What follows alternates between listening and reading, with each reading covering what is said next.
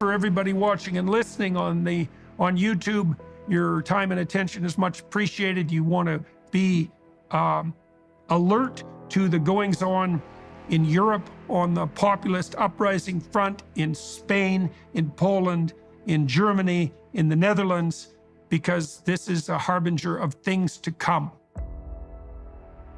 If it bothers the farmers and the truckers, it's probably wrong.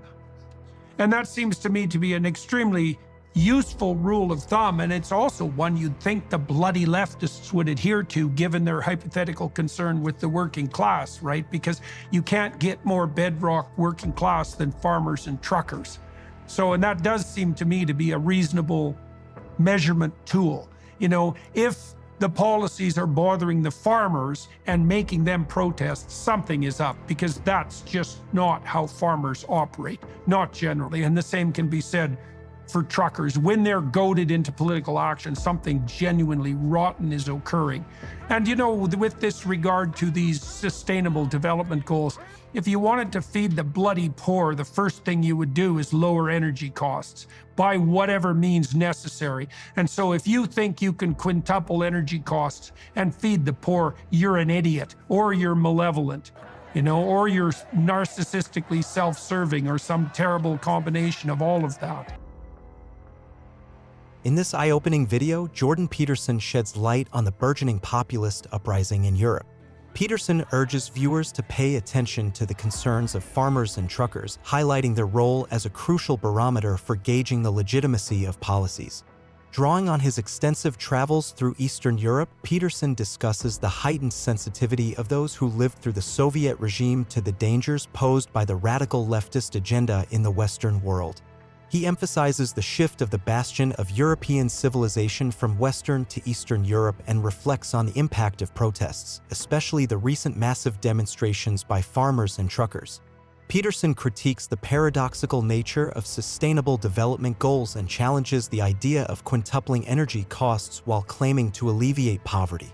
With a keen eye on the ideological strategies at play, he encourages a measured approach to navigate the shifting political landscape, emphasizing the importance of the electoral process.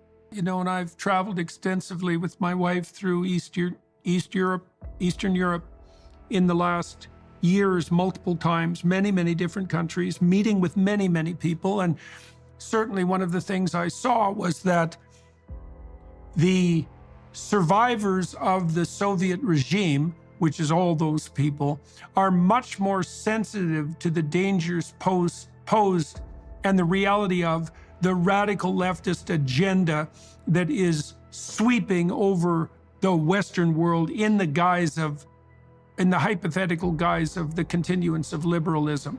And that's antennae, and much more likely, as they did in Hungary in consequence, and to Poland in some degree, although not recently, but in Hungary, to favor modes of apprehension and governance that keep the communist specter, that specter of centralized planning, for example, at as much bay as possible. And so that seems to be reflected, for example, in the attitude of the East Germans that you just described toward the globalist utopian quasi-green agenda that we've been discussing. You know, my sense has been quite strong in recent years that the bastion of European civilization, that would be Judeo-Christian civilization in Europe, is now shifted to Eastern Europe rather than Western Europe. And, you know, with the UK playing a rather ambivalent role in that regard, because it's a country that's very split, with the Brexit people more aligned with the Eastern Europeans, and the Labour Party, which is most likely to be the next government, much more aligned with the globalist utopians in Brussels.